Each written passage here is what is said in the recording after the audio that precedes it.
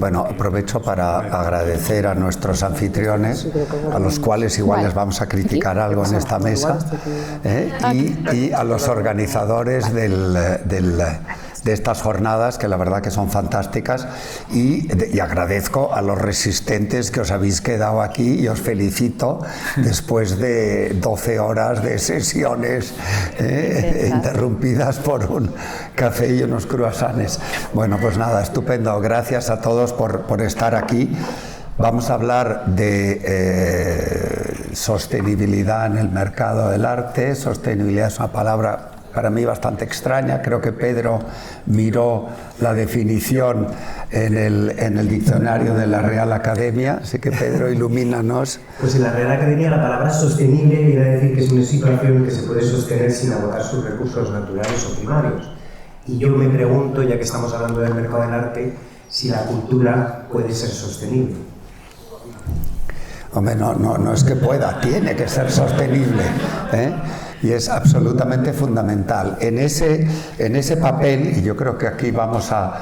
Primero, la buena noticia es que solo podemos hablar hora y cuarto, porque a las 8:15 nos echan. Qué bien. Con lo cual esa es la buena noticia, y malas no hay por ahora. La mala es un poco que realmente yo soy un poco menos optimista que mis compañeros de la mesa anterior. Yo creo que el mercado del arte español es un mercado más bien muy pequeño comparado a la economía real del país. El país se merece otro tipo de mercado de arte, de coleccionismo. Tenemos un PIB de 1.600 millones de millones, es decir, 1.600 billones, no a la americana, sino a la española, y un mercado del arte, como se ha mencionado antes, alrededor de 400 millones, ¿no? Realmente es una cifra minúscula con la potencia que tiene la economía española. Y hay muchas razones para eso, algunas ya se han comentado, y yo voy a centrarme en razones, digamos, bastante prácticas, sobre todo la fiscalidad del arte en España, que creo que no favorece ni ayuda nada a que haya un coleccionismo importante, que realmente lo hubo en momentos mucho más pobres de este país que ahora, a principios de siglo. Recuerdo rápidamente 4 museos creados por particulares: el Lázaro Galdiano, el Instituto Valencia de Don Juan, el Cerralbo y Vega Inclán con el Museo Romántico y la Casa El Greco de Toledo. Y había un montón de otros coleccionistas que no tenemos tiempo de hablar de ellos. Pero en este ecosistema que es el mercado del arte hay fundamentalmente 3 patas. Una cuarta, que son los críticos, que son los que nos ayudan a entender y que nos dan claves para explicar muchos de los fenómenos que pasan en el mundo de la creación. Pero las 3 patas fundamentales son, por supuesto, el artista. Sin el artista se acaba la historia muy rápido, no hay arte, y esa es un poco la pata fundamental. Para que esa pata funcione necesita de un coleccionista. Es decir, que es otro personaje fundamental dentro de este ecosistema del mercado del arte. Personaje fascinante. Yo creo que ha habido muchos malentendidos sobre la figura del coleccionista. Coleccionar es un acto absolutamente apasionante, creativo. Como decía un amigo mío coleccionista hace un par de días, es una enfermedad.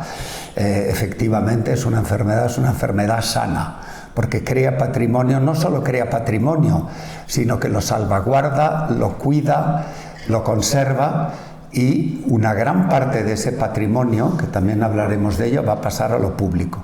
Y va a pasar a lo público si la administración facilita ese paso. Y yo creo que en España todavía estamos muy necesitados de ese paso, que se puede llamar ley de mecenazgo u otras maneras, o sistema de dación, que se hizo en una época, etc. Hay muchos sistemas para que lo privado pasa a lo público, y de hecho pasa con muy pocas ayudas como hay en estos momentos.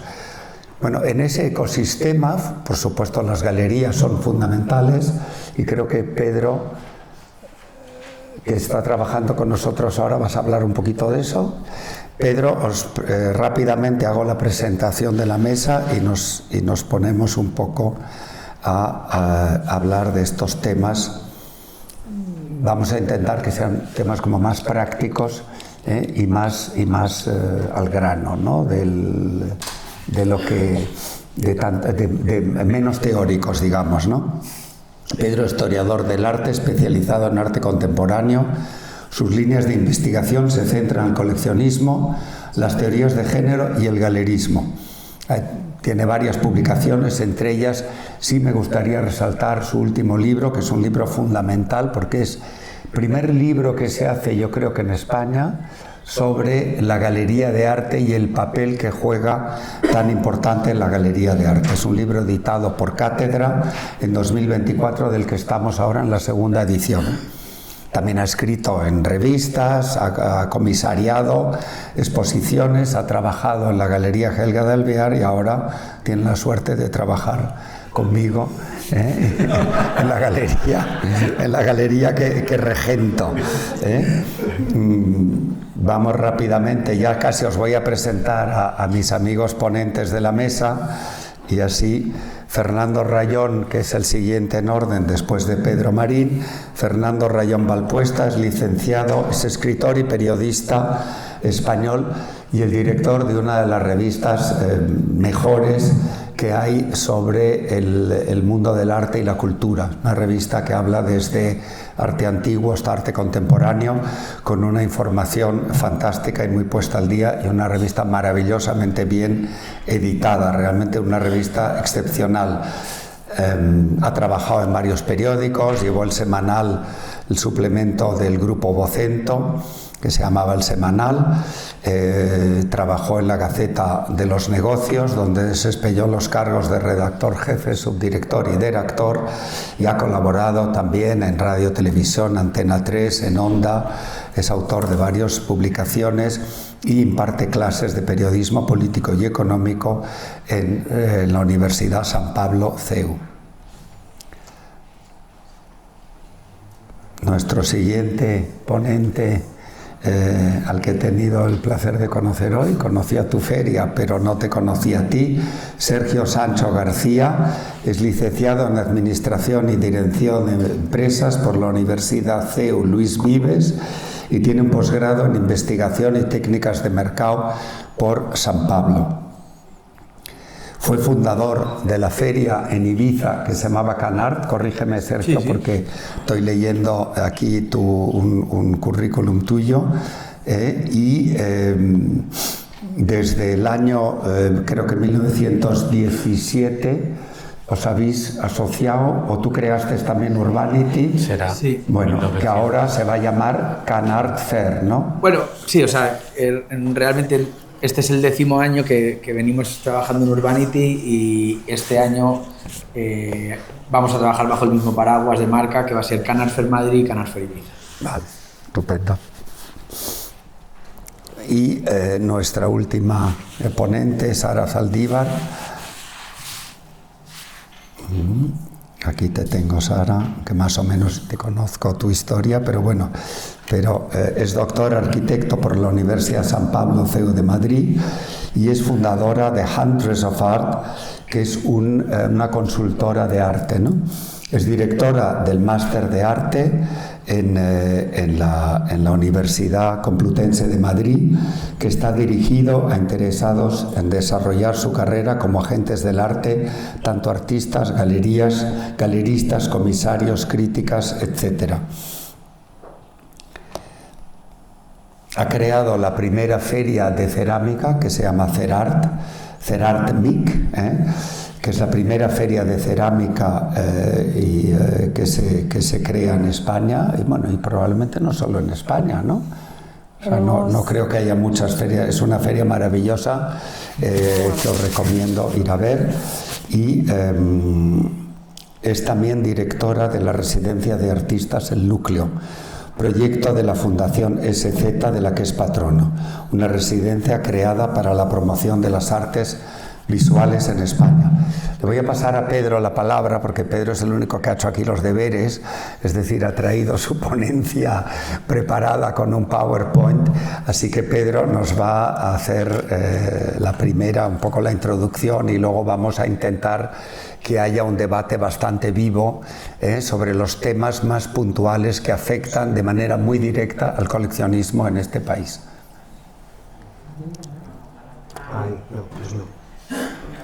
Pues no les voy a dar una clase de historia, no se asusten con este cuadro.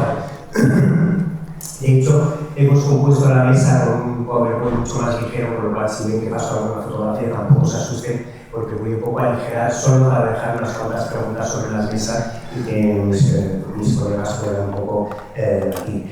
Empiezo por este cuadro que todos conocemos y que está en la colección del Museo del Prado, que es el archiduque Leopoldo, era el hijo más pequeño del emperador Fernando II, y estudió parte de su periodo educativo, estudió en Madrid, conoció por tanto las colecciones de Carlos V y de Felipe II. Digo esto porque es muy importante en la conformación de su propio ideario. Lo que yo aquí planteo es si él no hubiera conocido estas colecciones, si él no hubiera estado habituado a ver el arte como estaba habituado, hubiera tenido realmente el ojo adecuado como para poder conformar su propia colección, seguramente no. Pongo este ejemplo porque nos sirve para hablar del mercado del arte como aquello que no podemos cuantificar porque estamos dentro de lo cualitativo, estamos hablando de aspectos que son inasibles. Podemos hablar de sostenibilidad medioambiental, pero nunca económica, social o cultural. No podemos hablar de ella porque, como vamos a ir viendo en las ideas que les voy a proponer, hablamos de cosas absolutamente inasibles al propio mercado.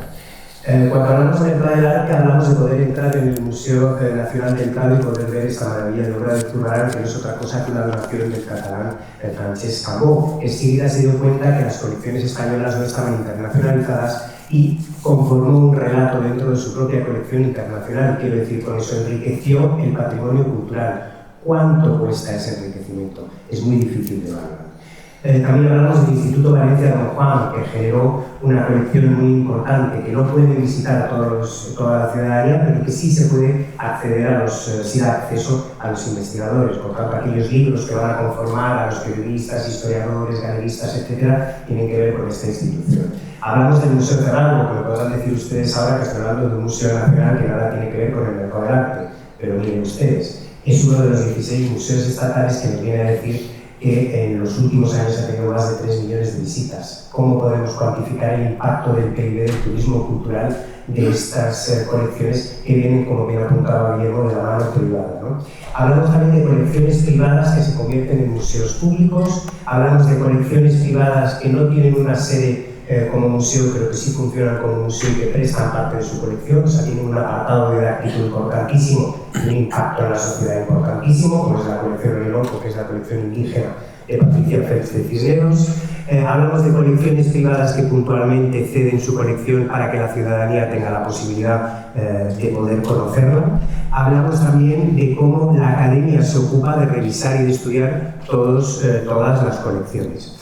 También hablamos de lo que hablábamos justo María García Hielo, ¿no? De cómo el impacto de las grandes casas de subastas. Yo creo que esto es precisamente el titular que más daño nos hace a los que nos dedicamos al mercado del arte. Todo el mundo se cree que solo nos movemos en estos valores y lo que tenemos que tener es la capacidad de saber transmitir todos los demás a gente que esto es una cosa muy puntual y muy concreta, que nada tiene que ver con nuestra realidad. También hablamos de revistas y de prensas especializadas, que también conforman la idea del imaginario colectivo, y hablamos finalmente de los libros que hablan de la institución. El museo no es aquello más que lo que viene a legitimar todo lo que el mercado del arte pone sobre la mesa. También hablamos de las ferias, acaba de marchar Maribel, pero las ferias son fundamentales, y aquí quiero hacer, he puesto las dos de las primeras y Arco. Arco, en este caso, es epítome precisamente de la modernidad. Bien es cierto que fue la tercera o la cuarta, porque creo que FIAC se creó en el intermedio, pero fue la primera que tuvo la sensibilidad de abrir un apartado didáctico dentro de la propia feria. Y aquí les dejo otra pregunta: ¿cómo el epítome del mercado del arte, que es una feria de arte contemporáneo, plantea un lugar para el estudio, para la reflexión, para las mesas redondas, para las presentaciones de libros? ¿Cómo podemos cuantificar eso dentro justo del núcleo y del corazón del mercado del arte? Vayamos a más preguntas. También cuando hablamos de mercado del arte hablamos de donaciones, lo que justo hablábamos antes. Todos nos acordamos de aquel comodato con promesa de donación que hizo Soledad Lorenzo en su momento a la Reina Sofía, o la donación de Patricia Félix de Cisneros el pasado 2018. Traigo a mi amiga Sara Zaldívar porque estaba justo en esta fotografía en la presentación de la residencia El Núcleo. Cuando hablamos de las residencias hablamos también de un soporte que muchas veces pasa invisibilizado, pero es el que produce, es el que da sostén a la producción artística de dentro de unos años. Y aquí enlazo con dos ideas. Por una parte, esta fotografía es muy interesante porque se desarrolla en una galería, que vamos a ver un poco más adelante, con la galerista Raquel Ponce, con la obra de arte detrás de todos ellos y con la prensa especializada a través de Javier Díaz Guardiola. Esto es muy interesante porque vemos varias de las patas invisibilizadas del mercado del arte. Y la segunda, muy importante, es la idea que plantea María Ángeles Querol, que dice que la única manera de tornar sociable el arte es precisamente a través de la garantía de la permanencia de ese arte para las generaciones futuras. Si hoy en día tenemos un Picasso y no podemos garantizar su supervivencia, no tenemos nada.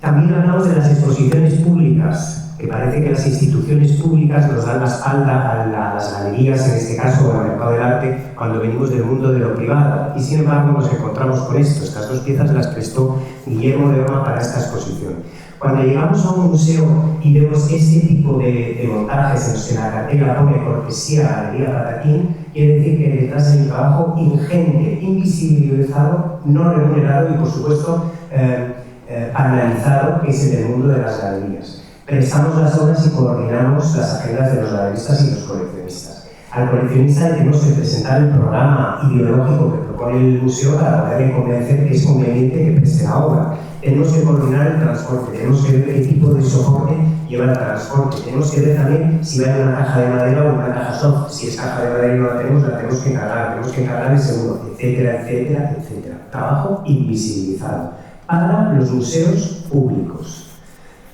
También tenemos que hablar de galerías cuando hablamos de todo esto, el gran cubo blanco, inocuo, despolitizado, que pone cosas semejantes, pero también otro tipo de modelos de galería, como las Ropaster, que también pertenecen a este mundo. Galerías ya como la Gagosian, que no solo exponen, sino que también venden libros, venden recuerdos, venden taza, venden experiencia, etcétera, etcétera, etcétera.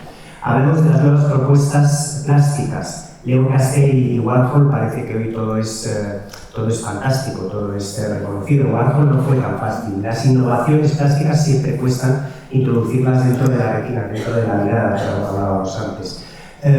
Aquello que no conocemos no lo podemos creer. Por lo tanto, aquí está el kit de la cuestión del mercado del arte, y está esa cosa inasible que no se puede cuantificar, que es todo el trabajo del mercado del arte y del galerista en particular en intentar dar a conocer innovaciones plásticas. Hablamos también de la galería como lugar de la reflexión. Les traigo a mis veis porque la propia galería propone qué es la obra de arte. La obra de arte encosa la galería no solo como lugar de reflexión, sino como hace Guillermo de Os o otras galerías, un lugar donde se reflexiona a través de edición, un catálogo por cada exposición, un catálogo en papel que además se cuelga en la página web para que sea de acceso público, para que sea de dominio público. Lugares en los que, a pesar de que una exposición parece que no ocurre nada, ocurren muchas cosas técnicas detrás, no os voy a aburrir con estas cosas. También lugares donde, como Ángeles en su galería de Extremadura, propone un programa didáctico. Todas participamos en la explicación de nuestra propia exposición, de nuestros artistas, de cuál es la idiosincrasia de la galería y del programa, etcétera, etcétera. Lugares en los que ocurren cosas que no solo tienen que ver con la venta de obras de arte. Aquí tenemos la segunda sede de la Galería Juana Bordó en la calle Castelló, en la que estamos ante una presentación de un libro, ¿no? Y también lugares en los que ocurren cosas que no nos apetecen a nadie, como las famosas cuestiones vándalas que tuvieron que ver con la Galería Teo y la presentación de la Suite Volar de Picasso, o la Galería Juana Bordó, que fue también maltratada porque pretendía presentar el libro de la Pasionaria, ¿no? Nacemos en el mundo de lo contemporáneo, pero no nos vamos a detener esto. O sea, justo les voy pasando esto porque las galerías y el mercado del arte nacen en el momento en que la sociedad, tal y como la entendemos hoy en día, la sociedad de la telecomunicación, la sociedad del tiempo libre y del tiempo de ocio, la sociedad de una capa burguesa lo suficientemente sólida como para conformar colecciones de todo tipo, y desde la ciudadanía, ahí es donde nace el mercado del arte. Y nace precisamente de la mano de los galeristas. Los galeristas son los que sirven para explicar esto. Se me ha torcido una de las fotos, pero bueno, nos sirven para explicar esto. Cómo el cambio de las innovaciones plásticas, de una manera absolutamente incuantificable, tienen que entrar en el nuevo relato plástico, en el nuevo relato. Todo esto se ve legitimado posteriormente por los museos, pero siempre hay un periodo en que las galerías proponen aquello que los demás no están habituados a ver y normalmente rechazan.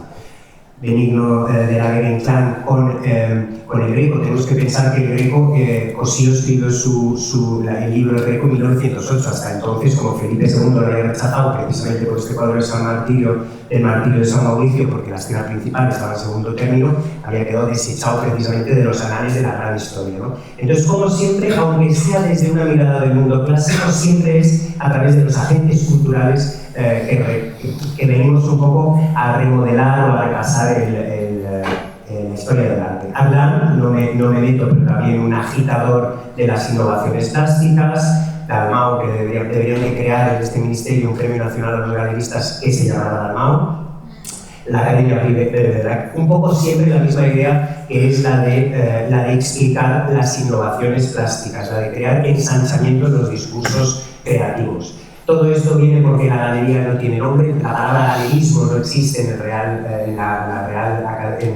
Real Diccionario, por tanto la profesión no existe, difícilmente vamos a defender algo que no se puede nombrar y que por tanto no existe. También es verdad que venimos de tiendas que no nacimos en un momento dado concreto, sino que nacimos de una manera, como diría yo, paulatina y a prueba de prueba y error, de tiendas que querían dinamitar la venta de sus cuadros o de sus libros o de sus telas a través del arte plástico, y también cómo eso siguió ligado a la propia profesión, ¿no? En los años 40 Biosca abre por una galería, pero que también tenía una almoneda, y en los años 70 la primera galería de Fernando Vijande también. O sea, esto seguramente haya hecho que la propia profesión sea difícil de comprender, porque no hemos nacido en un momento dado concreto que sirvan los historiadores para decir en tal día, en tal año ha nacido el galerismo, ¿no? Sería interesante también ver cómo cuando hablamos de mercado del arte y de galerismo nos tenemos que dar cuenta que lo que vemos en el relato institucional viene de ahí. El Reina Sofía el año pasado compró esta obra a Guillermo de Osma, el Patio Herreriano este Palazuelo a Soledad Lorenzo, el Centro 2 de Mayo este Isidro Blázquez a Ponce y Robles, o una colección quizá no tan nacional, por decirlo de algún modo, pero que también me gusta, que es la de José Luis Tarche en Canarias, con Proceso de Gurtia Juana Aizpuru. Es interesante ver cuestiones inasibles que planteábamos antes, ¿no? El mundo de lo cualitativo gana el terreno. La obra del Abrazo de Juan Genovés pertenece ahora mismo al Patrimonio Nacional, se está exponiendo de nuevo con la nueva sección que ha hecho Manuel Segade en el Museo Nacional Centro de Arte Reina Sofía, y lo tenemos en el patrimonio español gracias a la habilidad del galerista Pierre Levy, que supo convencer al coleccionista que ya sabía del interés del Estado español por adquirirlo, que no solo no lo vendiera a un precio desorbitado, sino que lo cambiara por una obra de similar tamaño del mismo artista. ¿Cómo podemos medir? ¿Cómo podemos cuantificar la habilidad de ese galerista? ¿Cuánto podemos cuantificar la idea de crear un relato a través de una obra, como es este abrazo, que es el abrazo de toda la ciudadanía española en los primeros años de la democracia, ¿no? Vámonos a las cuentas que nos dice esta propia casa, que es la cuenta satélite. La cuenta satélite nos dice, por una parte, que las actividades culturales pasan en 2022 de un PIB de un poco más de 24 millones a un poco más del 31. Pero estas actividades culturales generales nos dicen precisamente las artes plásticas, que las artes plásticas tienen un crecimiento interanual de 19,1%. Y también nos dicen que dentro de toda la horquilla de la aportación de las actividades culturales al PIB del sector cultural, las artes plásticas tienen casi un cuarto, un 23,2%. Por tanto, aquí ya dejo sobre la mesa, con este artículo, todo lo que vamos a hablar. ¿Cómo es posible que después de ver todo esto que hemos visto, de todas estas cosas tan importantes que propone el mercado del arte, solo se nos vea como un mercado que se dedica a generar dinero? Esa pregunta. Bueno, yo te advierto que remato todos los balones, pero antes quería decir algo más, contar algo más, ya que creo que soy el único periodista que está en el panel, ¿no? Brevemente, hace 19 años, es verdad lo que decía Guillermo, yo entonces era director de un diario económico. Como ocurre siempre cuando uno llega a su máximo nivel de incompetencia, pues me echaron a la calle. Para entonces había hablado con Plácido Arango, coleccionista fallecido, que seguramente ustedes conocerán, gran coleccionista de arte antiguo, en aquel momento emparejado con Cristina Iglesias, gran artista contemporánea, y me dijo, mira, en España hay algo que que no existe, que es una revista y que defienda a los coleccionistas. A mí me sorprendió, pero como llevaba bastante tiempo dedicado a la cosa artística, es verdad, había algunas revistas, algunas han desaparecido, otras continúan, pero es verdad que no había un medio de comunicación que ayudara a los coleccionistas, ¿no? Esto puede parecer sorprendente, ¿no? Pero el anterior mes alguien ha dicho: un coleccionista no es lo que nos dicen los medios de comunicación. Claro que no. Claro que no, porque los coleccionistas casi nunca salen en los medios de comunicación. Solo salen aquellos que tienen un interés por algún otro motivo. Bueno, quizá con la experiencia que me dio haberme dedicado a la cosa económica, pues puse en marcha la revista. Acabamos de cumplir 19 años y lo que era una revista 164 páginas de gran gramaje, pues mi bautismo de fuego lo tuve un día en clase. Yo daba clase de economía, a periodismo, derecho y económicas, pero resultó que me pidieron que diera clase en un máster de estos que hay de mercado del arte, y una alumna me dijo: ¿no le da usted vergüenza hacer la revista que está haciendo? Y le dije: ¿por qué? La he hecho con mucho esfuerzo, me he dejado aquí todas mis pelos y mis canas. Y me dijo: no, porque esta revista no es sostenible. Esto fue como hace 10 años, ya me di cuenta de que la palabra sostenible iba a funcionar mucho más, y me ha alegrado muchísimo encontrármela, y ya aterrizo en el título de nuestra mesa redonda: situación y sostenibilidad del mercado del arte en España. Bueno, la situación creo que lo vamos a hablar. A mí me parece que no es nada buena, y eso lo notan los galeristas, lo nota casi todo el mundo. Y la sostenibilidad, entiendo que tiene una interpretación que puede referirse a la sostenibilidad del mercado del arte, o lo que se entiende estrictamente si el mercado del arte tal como existe hoy en España va a ser sostenible. Has dado una definición, Pedro, de la Real Academia de la Lengua, pero ahora mismo la inteligencia artificial, amigo, dice que la sostenibilidad en el mercado del arte se manifiesta en la adopción de prácticas más ecológicas y éticas por parte de artistas, galerías e instituciones, influenciadas por una creciente conciencia social. Es buena definición, ahí la dejo. Yo lo que hice después de aquella clase en el máster de Mercado del Arte fue algo que ya había pensado, que era poner en marcha una web. La revista tira, depende del número, pero entre 5 y 10.000 ejemplares. Y en la web, después de las últimas jugadas de Google, estamos en 170.000 visitantes únicos.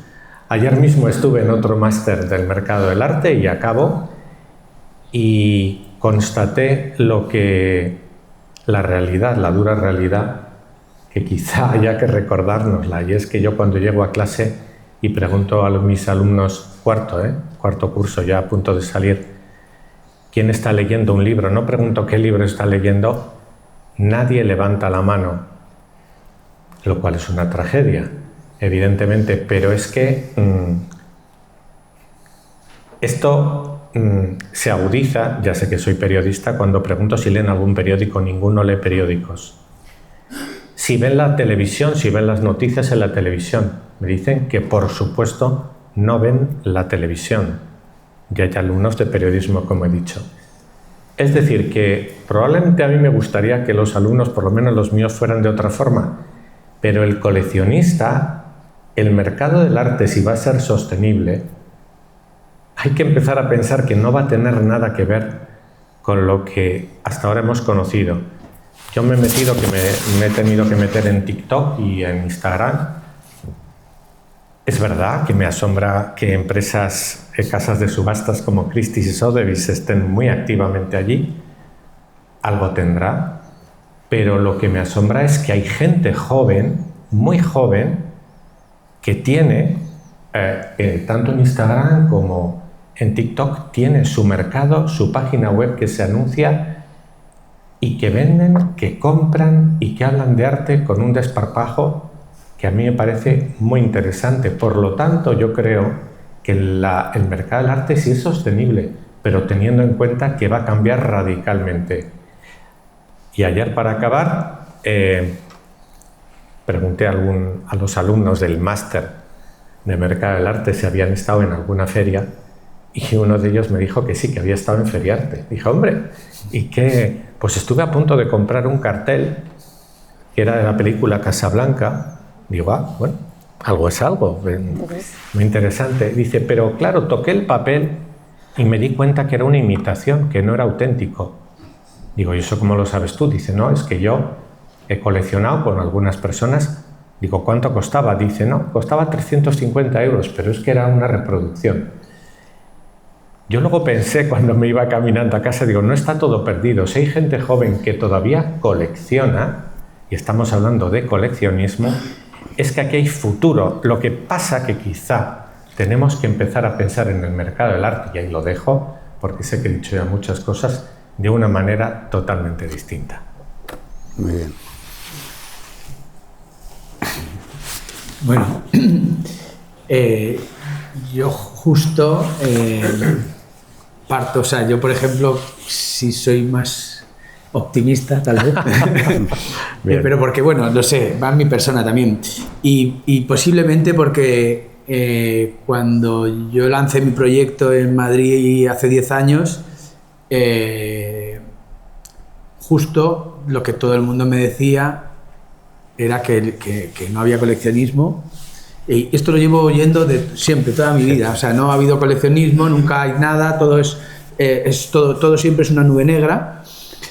Y yo a día de hoy considero que hemos creado y generado un proyecto ligado a un tipo de gente que a lo mejor incluso han descubierto que podían ser potenciales coleccionistas o compradores de arte. O sea, yo muchas veces digo compradores de arte porque primero creo que son compradores de arte y luego a lo mejor empiezan a cuestionarse si empiezan a ser coleccionistas o no. Pero lo primero que tenemos que hacer es considerarles que sean potenciales compradores de arte. Y el problema que ha habido a lo mejor también es que la oferta no se estaba adecuando a la demanda. Efectivamente, yo lo que creo es que efectivamente cuando Yusia hablaba del balance del perfil del coleccionista de la generación Z, claro, es que la generación Z no está interesada en muchos de los artistas que venían o en muchos de gente que eran predecesores. Es que la nueva generación tiene una iconografía muy marcada por lo digital, muy marcada por una serie de cosas que responde a otro tipo de creadores, a otro tipo de artistas, y el tema está en que, lógicamente, hay que ir adaptando todo ese tipo de artistas que conecten con las nuevas generaciones.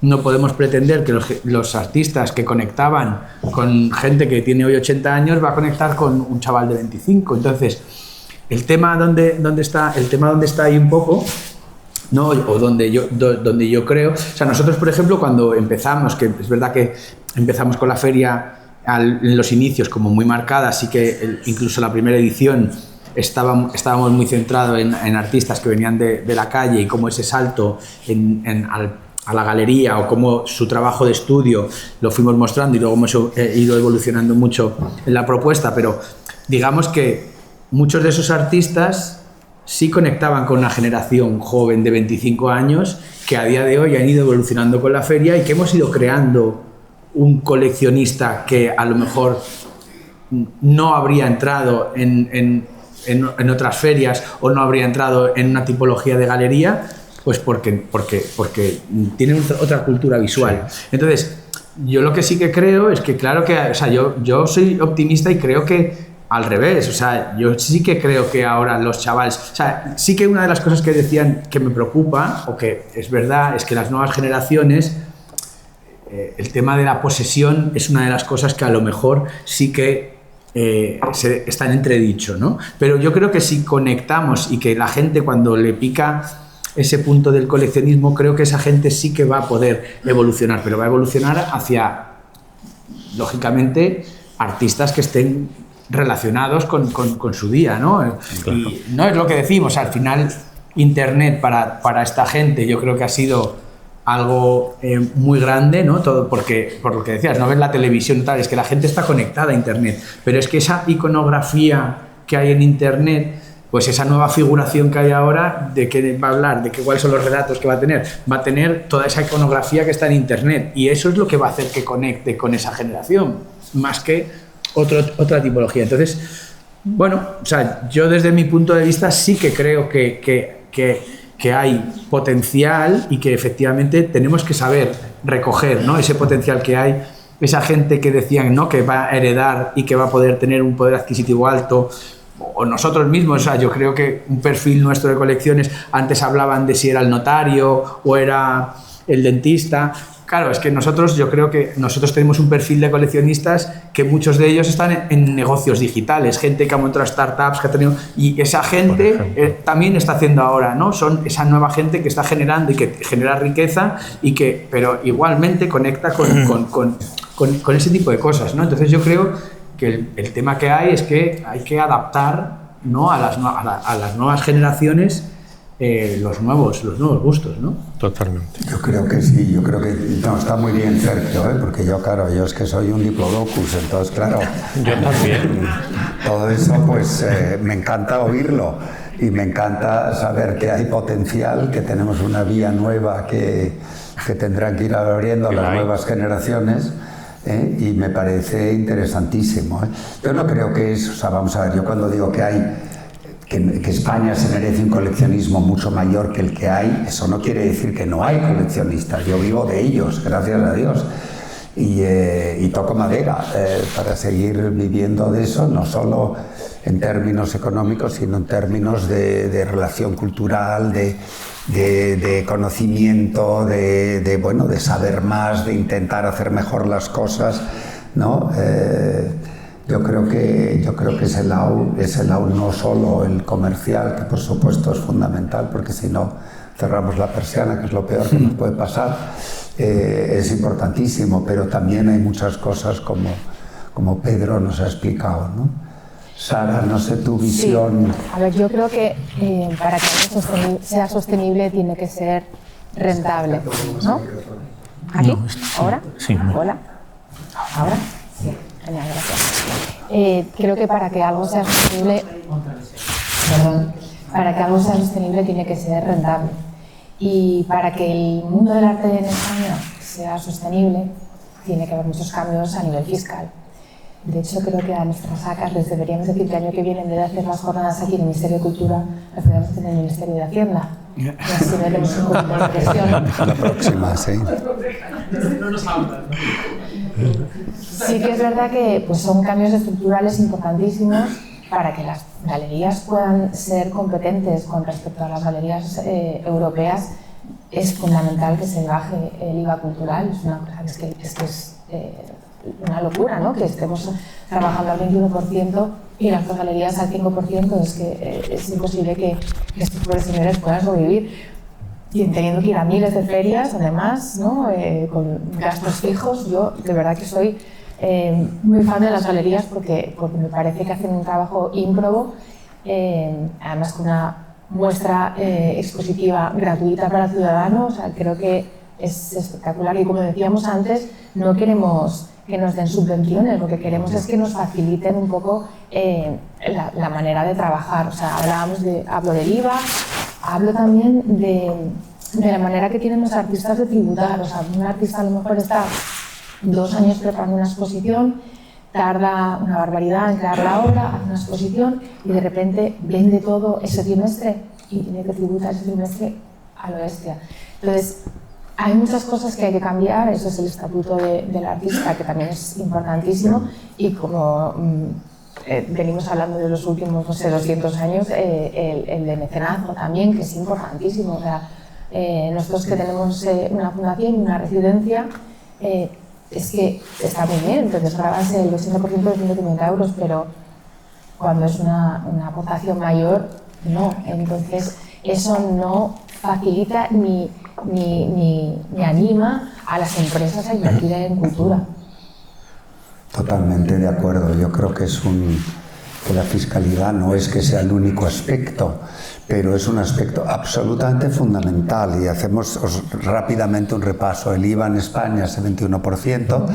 Tenemos un sistema muy interesante que es el régimen especial de bienes usados, que nos permite aplicar el IVA sobre la ganancia, es decir, la comisión o el margen que ganemos, con lo cual se reduce mucho el IVA para el comprador y suele ser muy beneficioso para el comprador cuando es un particular y no puede deducir el IVA. Pero todo eso puede ser que desaparezca, no lo sabemos muy bien. Estamos en un momento de total incertidumbre. Parece que a lo máximo que vamos a poder ambicionar es al 10%, cuando Italia acaba de anunciar el 5% y Francia el 5,5%. O sea, vamos a seguir siendo el país más caro de la Unión Europea. Tenemos una tasa de importación, es decir, cuando una persona, y como es público, se puede decir, cuando Alicia Koplovic compra el maravilloso cuadro de Goya de la Condesa de Oro y lo trae a España, en vez de darle una medalla le hacen pagar el 10%. Hay una tasa no solo hay una tasa de importación, que es por supuesto la más alta también de Europa, sino que hay una tasa de exportación, que yo no sé si ya hoy existe solo en España. Pero es decir, si yo le vendo al MoMA un cuadro de, no sé, de Bores, lo cual sería fantástico. Creo que hay uno, por cierto, en el MoMA. Pero bueno, sería fantástico que hubiera un cuadro de Manuel Ángeles Ortiz de los años 20, eso, un peinado de la época de la generación del 27, al MoMA, en vez de darme una medalla, me cobran una tasa por la exportación del cuadro según el valor del cuadro, ¿no? Es decir, el mecenas no es necesariamente un coleccionista, pero el coleccionista es casi siempre un mecenas. Y no hay una ley de mecenazgo que ayude a ese coleccionista a tener una relación más fluida con el propio Estado, lo cual sería muy beneficioso para el Estado, porque al final cuantísimos ejemplos, que Pedro nos ha enseñado algunos, y hay muchísimos más. Tú has hablado de Plácido Arango. Plácido, si mal no recuerdo, creo que dio 80 cuadros al Museo de Bellas Artes de Oviedo, y al Prado le dio una veintena de cuadros espectaculares, ¿no?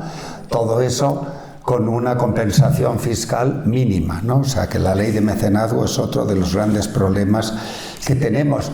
Y yo siento que a nuestros anfitriones les pasemos esto, pero realmente son nuestros portavoces con Hacienda, es decir, Hacienda a nosotros no va a hacer ni caso. A mí lo que más pena me dio de que se muriera también, aparte de la relación personal que tenía con Plácido, era porque él estaba a punto, él era entonces presidente del Patronato del Prado, de presentar, y él tenía una influencia grande, entonces una ley de mecenazgo. Luego he conocido a un montón de gente, incluso a bufetes de abogados que han elaborado leyes de mecenazgo bastante razonables, parecidas a las que hay en Europa, y que incluso iban a batallar con el asunto del IVA, que es algo absolutamente marciano, porque nos sitúa fuera del ámbito de la Unión Europea. Eso es lo que hay ahora mismo. Y yo lo último que he hecho, porque ya no me fío de todas estas gestiones políticas, ha sido directamente, lo puedo decir aquí, porque lo dije delante de más gente, ir a Javier Solana en una de las inauguraciones y decirle: mira, Javier, si tú antes de retirarte no sacas esto adelante, no lo va a sacar nadie. Sería interesantísimo, tienes entrada en Moncloa, ¿por qué no mueves este asunto? Me dijo: pues es buena idea, pásame unos papeles. Yo dije: bueno, si yo no soy nadie, pero vamos, ya estoy preparando los papeles. Qué bueno. Es decir, es que yo creo en esto, y lo voy a decir ya que no soy galerista, los galeristas sois, sois unos héroes de lo que ocurre. Totalmente. Es que han contado, y los coleccionistas son otros héroes. O sea, hay muchos coleccionistas que no quieren exhibir sus colecciones. Nosotros en la revista siempre sale uno, porque claro, no la han podido comprar como deberían haberla comprado, con papeles. ¿Por qué? Porque les obligaban a pagar unos extras que no obligan a pagar en ningún sitio. Y solo querría terminar con una cosa. Yo solo he dicho no he dicho que el mercado del arte no tiene futuro. He dicho que tal como lo conocemos no tiene futuro. Y me vais a permitir solo un ejemplo. Un día me llamó el director del Prado Aquí se ha hablado mucho de arte contemporáneo, que es el que yo colecciono, por cierto, porque es el de mi época, pero me dijo, oye, Fernando, no sé si te has dado cuenta de que se están muriendo todos los coleccionistas de arte antiguo. Digo, sí, me he dado cuenta y es terrible. Y me dijo, te voy a pedir un favor, acaban de venir 2 conservadores nuevos al Prado, relativamente jóvenes, que sabrán ustedes cuáles. Te voy a pedir que les hagas un recorrido por galerías, casas de subasta y anticuarios para que conozcan el mercado. Y yo dije, hombre, ya era hora de que en el Museo del Prado, perdonadme, que no sé si alguien aquí, nos diera erisipela mezclaros con el mercado, porque es donde trabajáis y donde hay relación.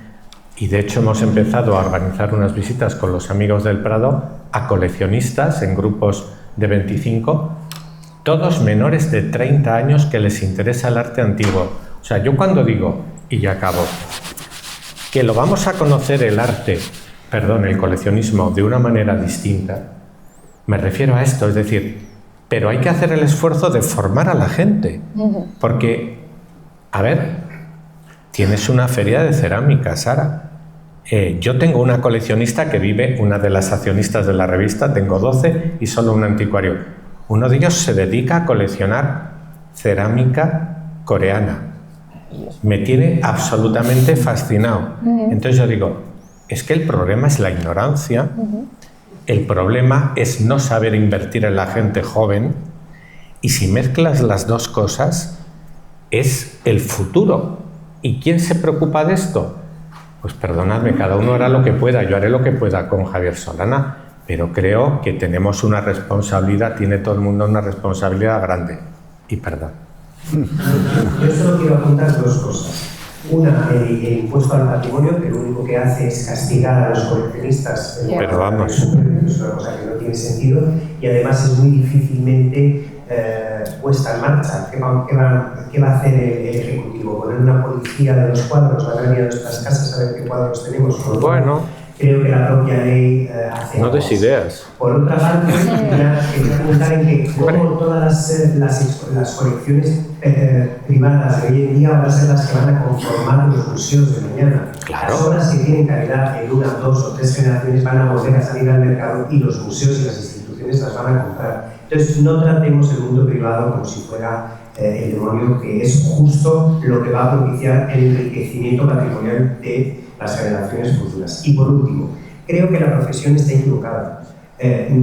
Nosotros no nos vemos como industria, la profesión la de galerista, y en concreto el mercado. ¿Por qué hablamos de la industria del cine y todos somos conscientes de que aparte de las grandes estrellas hay un maquillador, un cámara, un iluminador?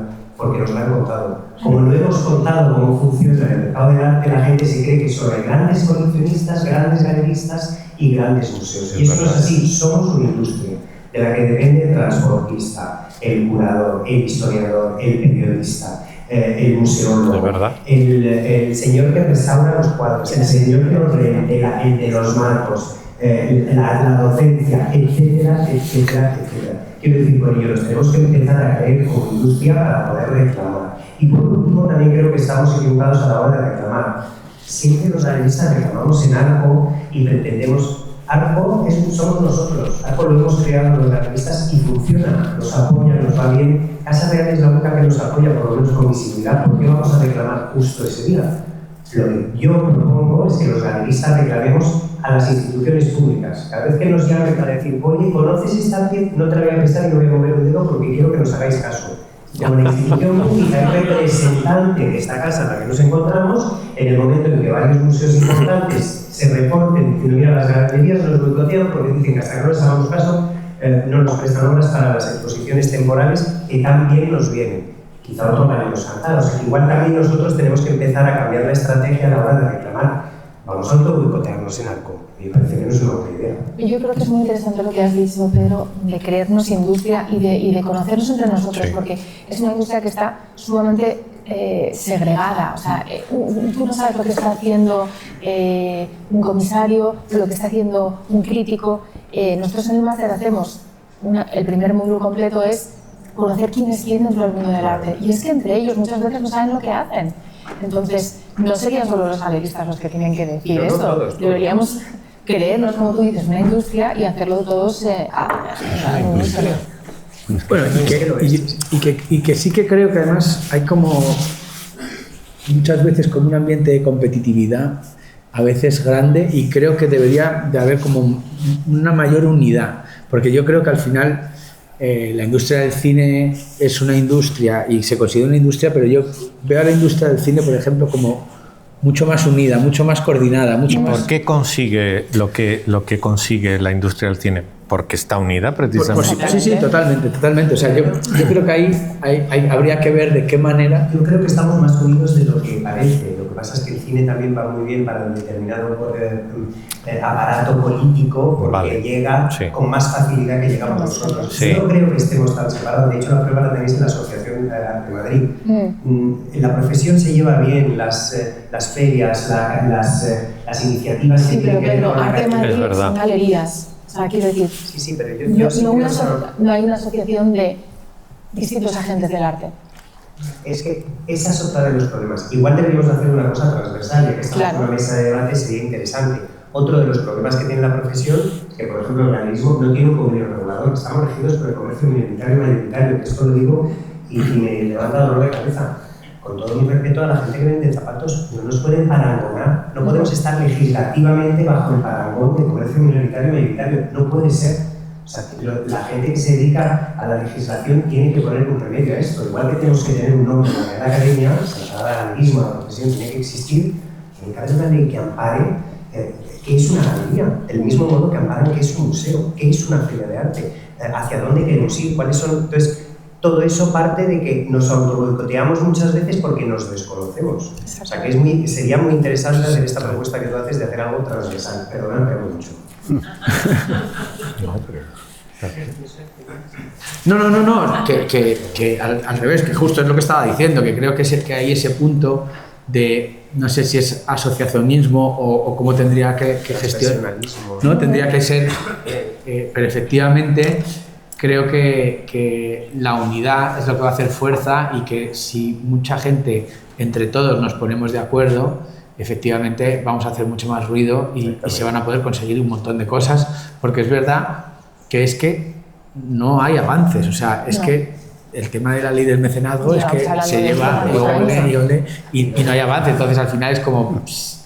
pataleamos, es un poco como que pataleamos un poco, pero no llega a ningún buen puerto, ¿no? Otra cosa es que me hace gracia porque cuando tenemos mesas sectoriales, los propios galeristas nos hemos convencido de que no vamos a conseguir más de 10. Yo no estoy de acuerdo con esa posición de los galeristas. Queremos el REU y queremos pagar el 5%.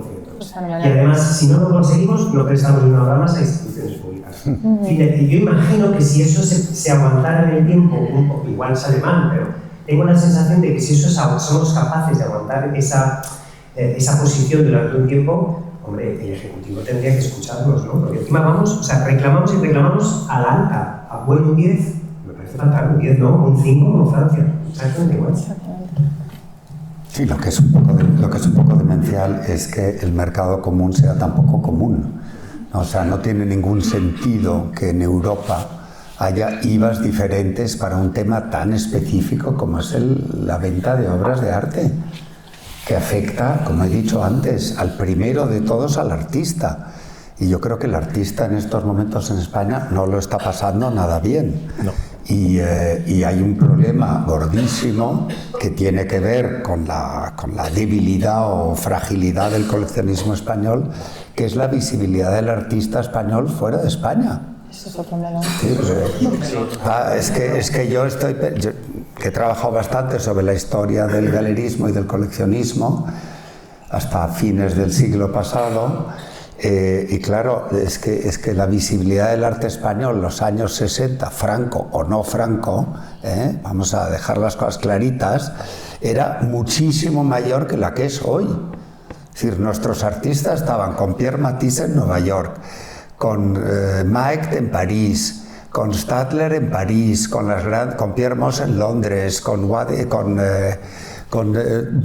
Arthur Tooth Tapies en Londres, con Martha Jackson, con todas las grandes galerías del mundo.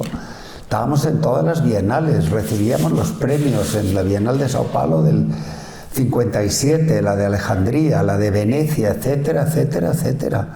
Y las grandes exposiciones que hace el MoMA y el Guggenheim, que además las hacen curiosamente una a un año y el Guggenheim al siguiente, sobre el arte español moderno, al 60 y 61, o 61 y 62, son fabulosas. Eso no existe ahora. Y yo creo que tiene mucho que ver con este coleccionismo, digamos, modesto. No digo que no exista, me vuelvo a decir que vivo de él, o sea que estoy muy agradecido a estos héroes coleccionistas, sí, como decía Fernando, pero que realmente tiene mucho que ver con la falta de potencia del coleccionismo español. Y estoy pensando en coleccionismos de los países latinos, no estoy pensando en el coleccionismo francés, alemán o americano, por supuesto, mucho menos. Estoy pensando en la presencia que tiene el arte mexicano, el arte argentino, el arte venezolano, el arte brasileiro en el mundo, es muchísimo mayor que la del arte español y de los artistas españoles, que yo creo, por los que yo conozco y tengo contacto con ellos, no lo están pasando bien. De hecho, por ejemplo, Sergei Brodsky, que cedió parte de su colección al MoMA y al Tate, a condición de que hubiese una beca de curadores que supiesen sobre el tema del arte latinoamericano. O Patricia Phelps, cuando cede la colección, dice sí, pero que se muestre los artistas latinoamericanos. Nosotros no tenemos coleccionistas españoles que estén haciendo eso en instituciones internacionales. Y eso, pues claro, nos lo pone un poco más difícil. Sí. Bueno, oye, parece que ya nos hemos quedado sin... No, pero quizá la gente quiera preguntar, ¿no? Sí, podemos, sí, claro, sí, podemos abrir un turno de preguntas con todos ustedes, que vuelvo a agradecerles su capacidad de resistencia, maravillosa, en estas jornadas también maravillosas e interesantísimas. Yo solo he podido atender a la mesa de antes, que ha sido fantástica. Bueno, muchísimas gracias a todos, estoy aprendiendo un montón de vuestras informaciones y entonces hay una cosa que no ha sido mencionada y a mí como artista me está empezando a preocupar bastante, y es el tema de los tokens y el NFT, ¿no? O sea, recibo constantemente propuestas de digitalizar mi obra y que me dicen que va a ser colgada como tokens por Europa, en las ciudades y no sé qué. Yo no sé cómo comerme eso, o sea, no tengo ni idea. ¿Sabéis de lo que hablo, no? Perfectamente. O sea, yo me pongo los cuadros en Instagram, ¿no? O las lunas o lo que sea, y entonces de repente me conectan personas y no sé quién acudir para preguntar ¿es fiable, no es fiable? Si por ese camino... En la mayoría de los casos suelen ser scams. O sea, yo ahí no seguiría esa línea. Y sobre todo, además, bueno, me corrige si me equivoco, pero creo que ha habido hubo un boom muy fuerte de los NFTs, pero han caído en desgracia. ¿no? Han desaparecido. Sí, o sea, ha sido la gran burbuja, yo creo, de... Pero es un mundo nuevo, ¿no? Bueno, o sea, el NFT es un contrato que tiene una... Sí, o sea, realmente el NFT se crea para generar una validación del arte digital. O sea, realmente, ¿vale? Cuando, digamos, surge el NFT, es una manera, ¿vale? A través de un código único, de que tú puedas dar certificación, ¿vale? a una pieza de arte digital, ¿vale? En cuanto a eso es perfecto, porque al final, digamos que lo que ha pasado, pues igual que la fotografía ha tenido en cierto terreno más dificultad para desarrollarse, ha sido justo por el tema de las copias, y el arte digital, digamos que al final era una forma de validar que tú tenías una pieza que era original. ¿Qué pasa? Que en torno a eso se generó una burbuja muy grande, que era que parecía que si tú digitalizabas ciertas obras, tenían, y de hecho en la pandemia, pospandemia, hubo una super burbuja, porque es verdad que ha habido mucha gente que venía también de muchas compañías digitales y que, digamos que generó, ¿vale? Pues... unos precios alcistas muy grandes, donde al final la gente básicamente no estaba invirtiendo, porque además digamos que todo eso venía muy ligado a la criptomoneda. Entonces digamos que toda la gente que estaba muy metida en la cripto, como fluctuaba, aparte de lo que tú comprabas, fluctuaba la criptomoneda y esas fluctuaciones que se generaban movimientos muy grandes. Ha habido un momento donde la gente estaba generando mucho dinero, pero eso o sea, digamos que al final lo que se dio cuenta es que no era un mercado de arte real, sino que lo que la gente estaba metiendo ahí era, bueno, pues como jugar un poco a la bolsa. Entonces, digamos que de un tema que podía ser una validación y que puede ser un criterio válido para poder tener una certificación de arte digital, digamos que lo que fue al final fue que se llevó hacia otros parámetros o hacia otra línea, que lo que ha generado ha sido, pues bueno, una burbuja en el mercado que yo creo que, o sea, primero que hay mucha gente que si no hace arte digital no tiene mucho sentido entrar en el tema de los NFTs, y había un montón de gente creando y mineando piezas para poderlas subir, pero bueno, es que a compra de arte digital tienes que tener un monedero, o sea, implica una serie de conocimientos y una serie de cosas que al final tú tienes que tener un movimiento en cripto, y es una serie de, o sea, es complejo. Yo sé todo el proceso y todo esto porque con unas ciertas personas he llegado hasta un cierto punto antes de echar para atrás, ¿no? El tema es que creo que sí que ahí se abre un campo de trabajo nuevo, una forma nueva de distribuir la imagen, y de alguna manera no se está tomando en cuenta a nivel de legislación, de una manera... A ver, no, los derechos de autor, y creo que hablo con cierto conocimiento, que existen gabinetes muy importantes en Cuatro Casas, por ejemplo en Ramón y Cajal, están trabajando muy seriamente en ese tema para proteger precisamente los derechos del artista cuando crea una obra de arte. Entonces, está mal decirlo porque eso llevas un dinero, esas consultas, pero son absolutamente fundamentales. Y yo me he encontrado cosas aquí en Madrid de hoteles que se ponen de 5 estrellas, que me vinieron a consultar, el que cogen la obra de un artista y hacen 100 copias y las ponen en las 100 habitaciones. Digo, ¿eso es un delito? No, pero bueno, es que le hacemos un favor al artista. Digo, ¿es un delito? Y os van a denunciar. Bueno, no, pero entonces lo hacemos con alumnos de Bellas Artes. Lo hicieron hasta que un alumno de Bellas Artes cogió y les denunció porque una fotografía suya la habían reproducido y la habían puesto en todas las habitaciones. Es decir, yo creo que los artistas se tienen que proteger porque eso, que es verdad todo lo que contaba Sergio, tuvo un momento y ahora está a la baja, pero yo creo que eso necesariamente va a tener que volver. Y el artista que crea su obra original con un enorme coste intelectual y a veces material, tiene que defenderse de todo esto, pero y vaina más. Había un tema que estaba bien también, y es que estos contratos asociados a los NFTs, una de las cosas que había es que cada vez que se genera una venta, ¿vale? Porque al final una de las cosas que los artistas muchas veces se han quejado tradicionalmente es que en el tema de las subastas se quedan fuera, ¿no? Cuando luego esa obra se triplica, se quedan fuera.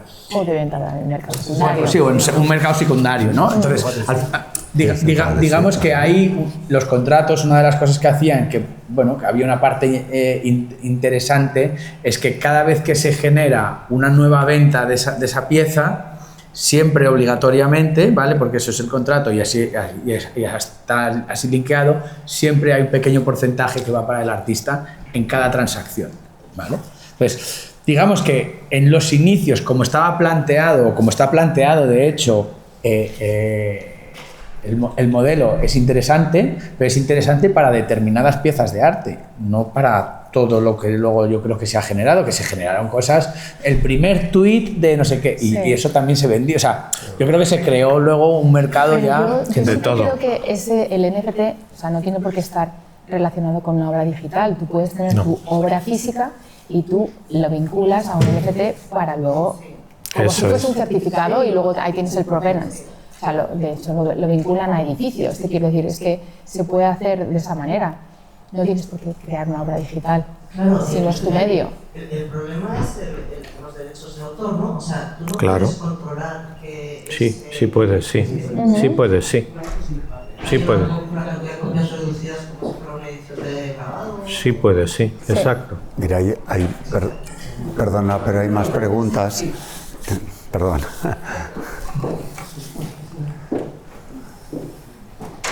Y debes. Sí, o sea, los derechos de autor. ¿no? Hola, buenas tardes. Yo soy Héctor Rebrado, llevo 35 años como artista profesional y más o menos me he sostenido yo mismo. Yo soy profesional de lo mío, soy doctor en Bellas Artes y lo que aquí habéis hablado es sostenibilidad en la galería, sostenibilidad, excepto gremios que al final dependen de nosotros. ¿Para quién nos sostiene a nosotros? Ahora mismo hay un sector de galerías que nos cobran por exponer en sus espacios. Nosotros mantenemos las galerías. ¿Pero a quién nos sostiene a nosotros? Nosotros mismos, lo que habéis dicho, somos la silla. Pero esa silla no se cuida. No se piensa en nosotros en ningún momento. Porque cuando un galerista nos pide el 50% del beneficio de nuestra obra, que casi es la mitad de lo que cuesta en sí la obra, nadie dice, ¡ay, pobrecito el artista! Entonces, aquí está muy bien todo lo que se propone, pero nunca se está pensando realmente, sí, un 5% para esto, ¿por qué no bajáis a un 25% y dar más beneficio al artista? Normalmente no bajamos porque como tenemos que seguir abriendo la persiana y seguir dando cobertura, no sé si lo digo, y seguir dando cobertura a los otros artistas, tenemos también que tener un beneficio, pero no un beneficio desorbitado, tenemos un beneficio en base a lo que nosotros implementamos. Las aplicaciones a las ferias son nuestras, en va y viene como el Guardiola. Sí. ¿Quieres esto? Estás utilizando el móvil y estás perturbando mi discurso. Perdóname. Si lo llego a saber antes, me pongo las ropas. Con eso que las galerías no somos una tienda que necesitamos más que el alquiler. Invertimos el alquiler y, por supuesto, el patrimonio humano que allí tengamos, pero también invertimos en ferias, en publicidad, en catálogos, en página web, en atender a nuestras redes sociales. O sea, solo con llevarnos a las ferias, vendamos o no, ya estamos justificando en un 50, una barbaridad de porcentaje.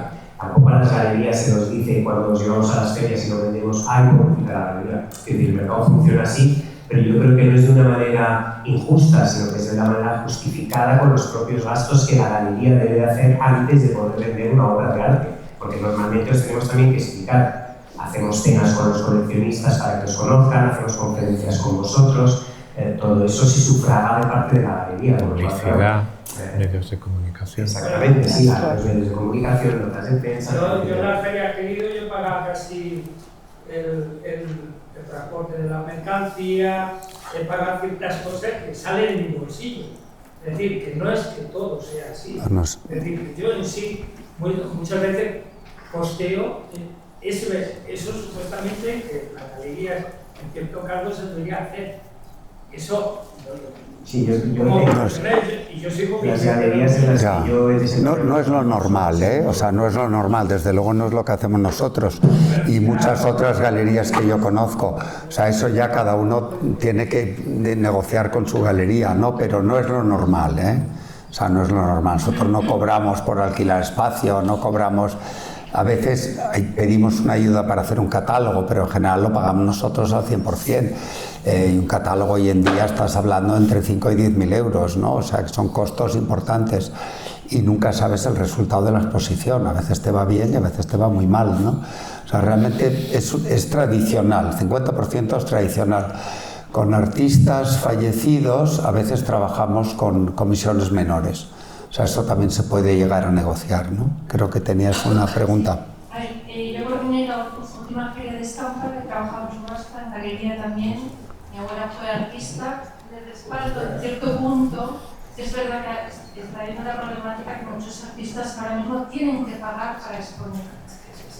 Entonces, eso sí que ahí veo un punto como que, habiendo trabajado en feria, en galería y en subasta, sí que me quedo con la parte del artista, ¿no? De decir, que un artista tenga que pagar para poder exponer, e incluso veo que los artistas con discapacidad muchas veces tienen más ayudas que un artista que no tiene discapacidad, lo cual lo entiendo, pero que a lo mejor un artista con discapacidad puede exponer en la Fundación Randstad perfectamente o tiene una asociación de la Fundación 11, y un artista que no tiene una discapacidad no tiene ni siquiera un respaldo.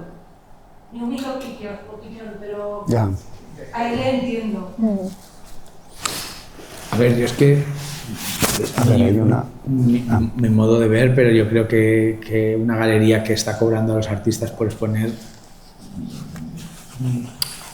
habría que manejar un poco la seriedad de la galería, ¿no? O sea, te quiero decir, yo lo que creo es que efectivamente estoy completamente de acuerdo que las galerías soportan una cantidad de gastos muy elevados y que se la están jugando. O sea, te quiero decir, es que al final ellos, si hay una exposición que hacen y la exposición no funciona, corren con todos los gastos y, hombre, el artista lógicamente ha tenido que hacer la obra para poderla exponer, pero también es cierto que la galería también corre con... Entonces yo creo que eso al final lo que hace es que se vaya equilibrando y vaya compensando.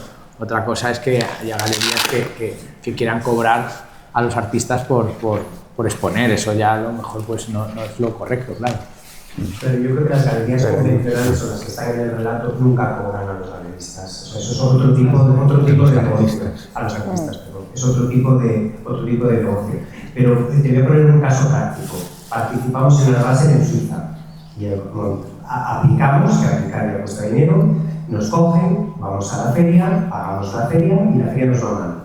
Transportes, exportación e importación. Tenemos que pagar a la gente aduanero que nos hace esos papeles y tenemos que pagar. Tenemos que pagar el seguro, al señor que nos ha llevado el transportista, tenemos que pagar al personal que llevemos, los hoteles, las dietas, si hemos hecho un catálogo o hemos hecho promoción precisamente de prensa, tenemos que pagar a la gente que nos hace la difusión de prensa, las redes sociales, el montaje, efectivamente. O sea, quiere decir, hay un gasto que si nosotros vamos a esa misma feria y vemos una obra, no le decimos al artista, oye, pues del 50 te voy a quitar la parte proporcional de la importación de temporal para la feria, de lo que nos ha costado. No, o sea, engloba un poco.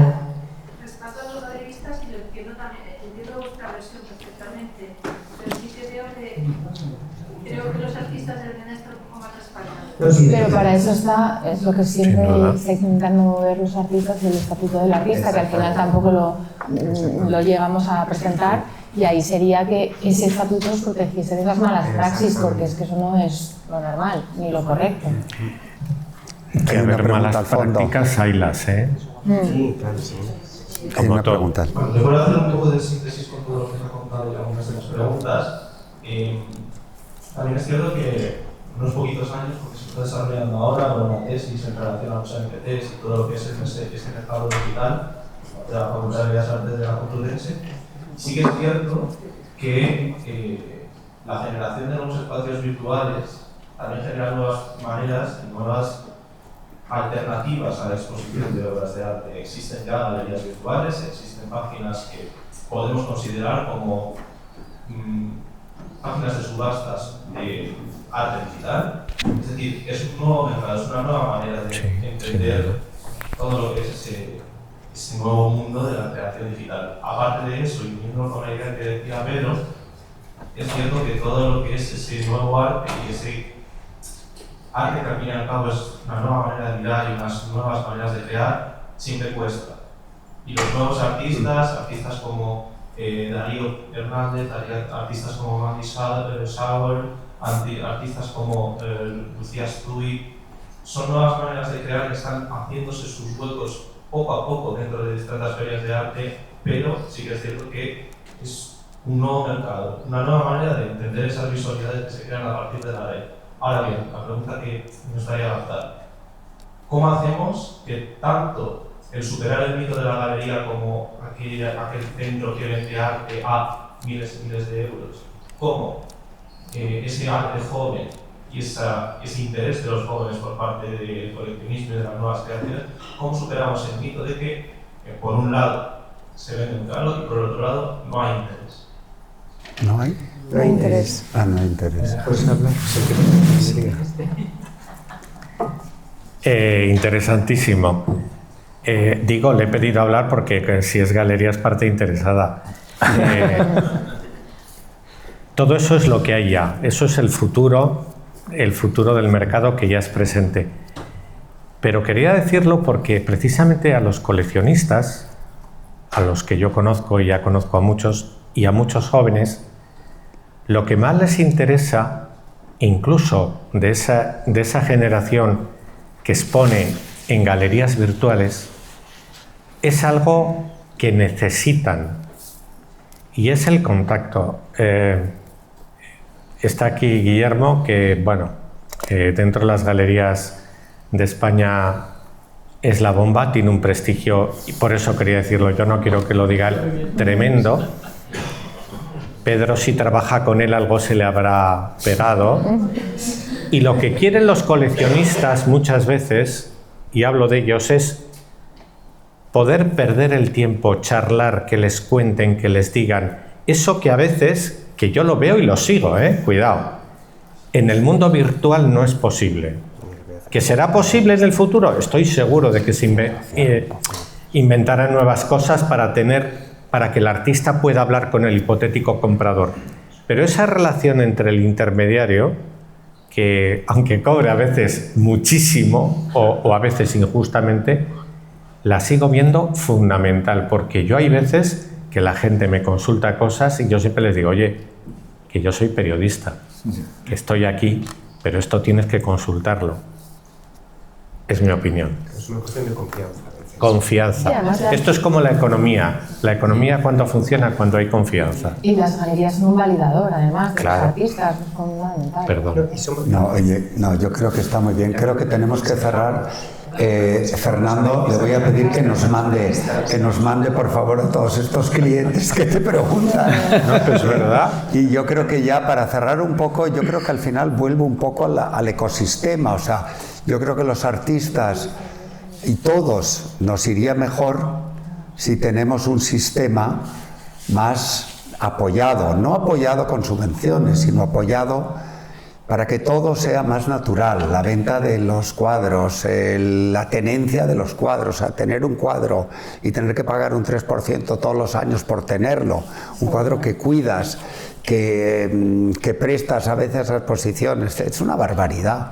Ni siquiera en Francia, en el momento más radical socialista, hubo un impuesto sobre obras de arte, porque entendieron que el coleccionismo iba a sufrir muchísimo. Y yo sé, por amigos coleccionistas, que han dejado de comprar, que es lo peor que nos puede pasar a todos, a los artistas, a los galeristas, a los coleccionistas y al país, porque al final... Y a los museos en un futuro. No, y a los museos en el futuro, porque al final todo esto es un ecosistema y todos tenemos que echar una mano.